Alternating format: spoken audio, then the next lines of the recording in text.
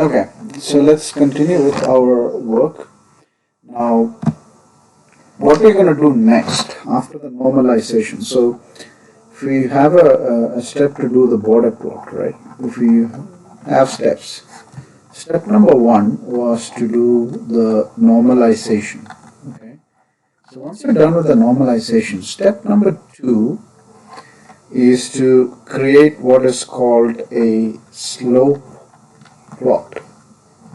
Okay, so there are two slope plots. So the first one is called the magnitude slope plot, and the second one is called a phase slope plot, right?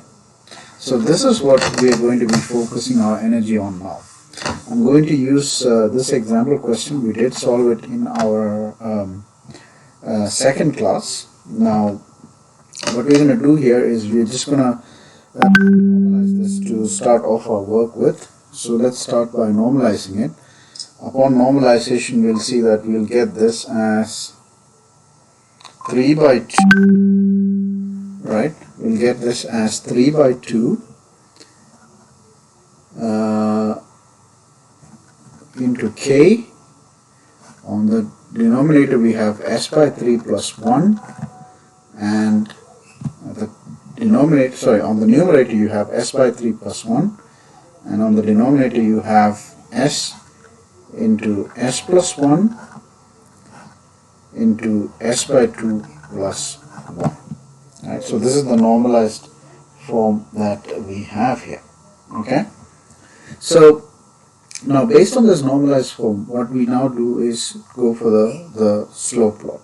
So as we looked at in this figures, you have on your typical border plot, you'll see that we have your magnitude plot and your phase plot. We already explained this in our first class. And I said that the frequency will be the constant factor between the two. Right? Now, what we need to do here is we need to determine how do we get the magnitude plot as well as the phase plot that we have here. Right?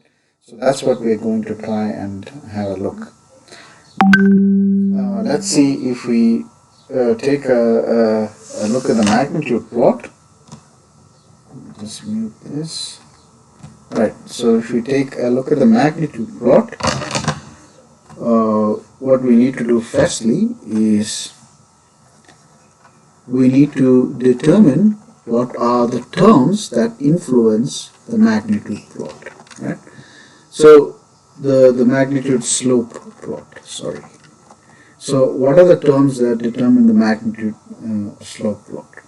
So in this case, you have a pole at -3.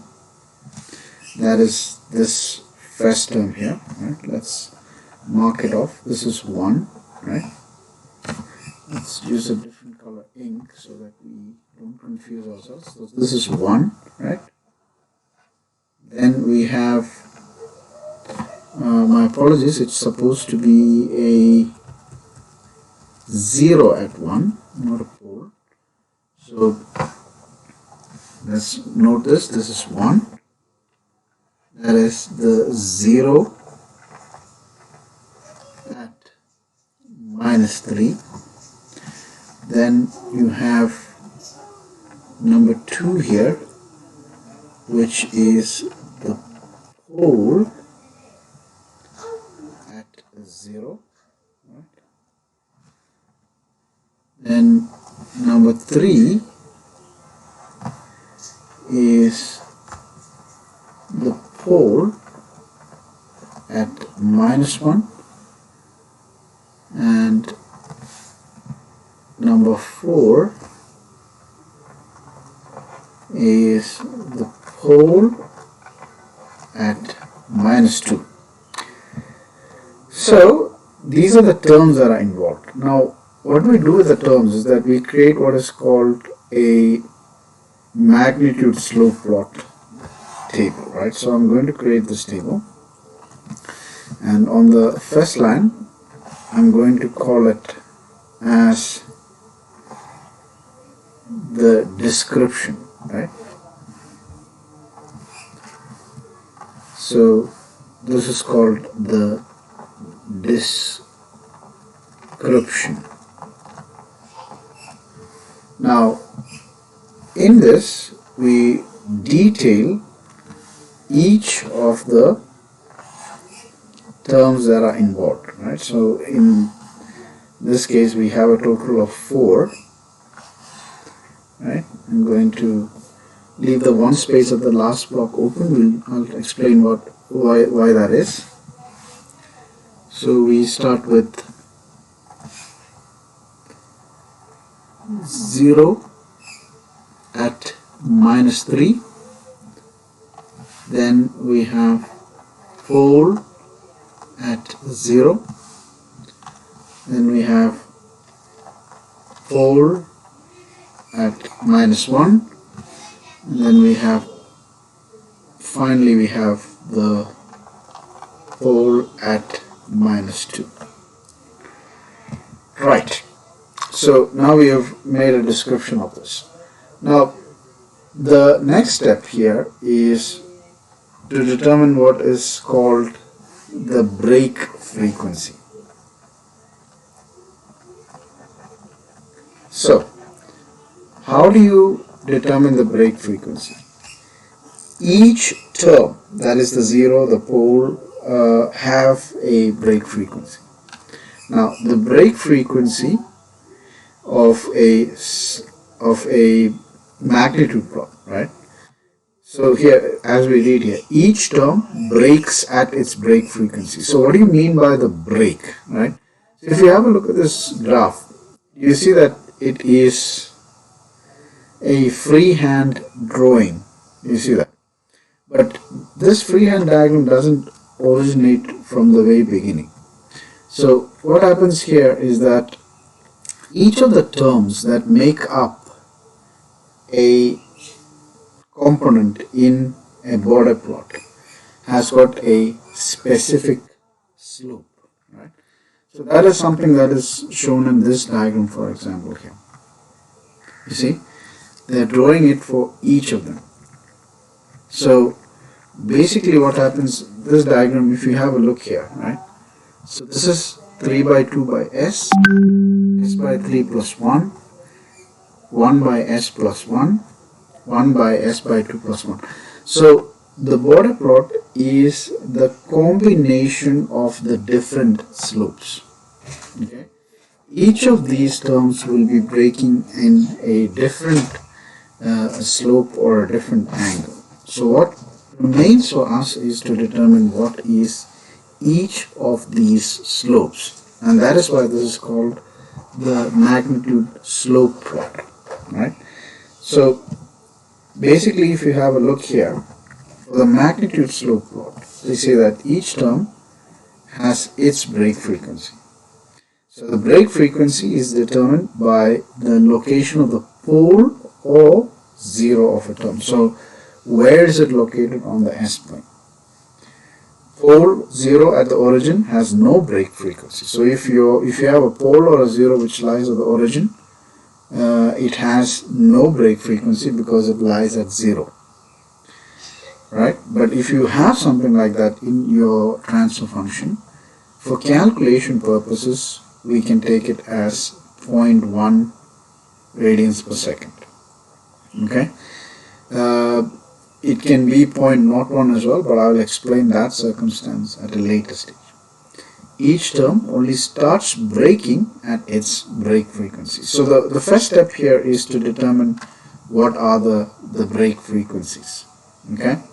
Now the one mistake that we did here is that we need to arrange the description in their descending order. That means start with the biggest value and go towards the smallest value. So if we're going to take a copy of this diagram, of this slope plot, and if we're going to redo this, let's have a look here.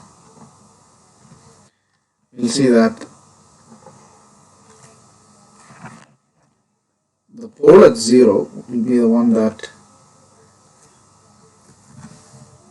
is the very first one. Remember I said in descending order, so that's starting with the biggest one. So the pole at 0 is the biggest component that we have. Then we will see that,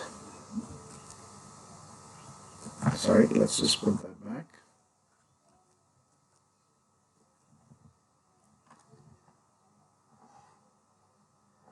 So the pole at 0,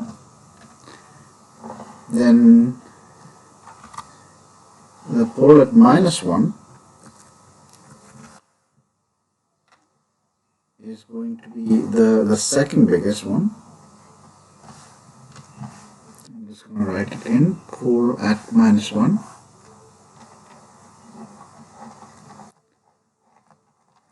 Then we have the pole at -2, which is the next term.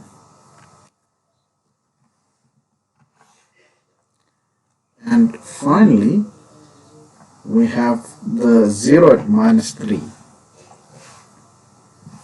which is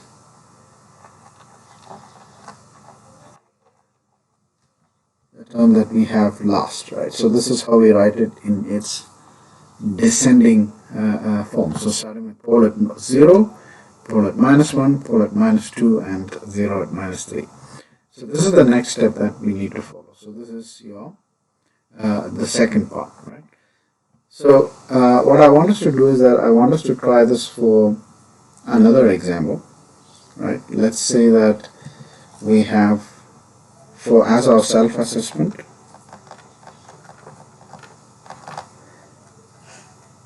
we have, let's say, S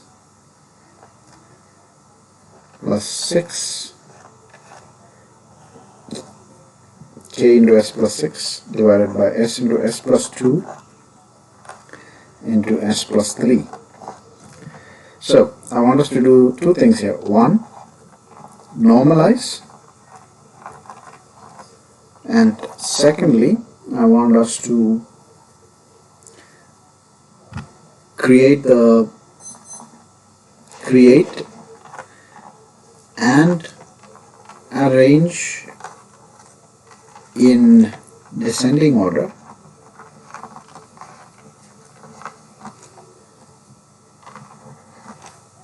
the components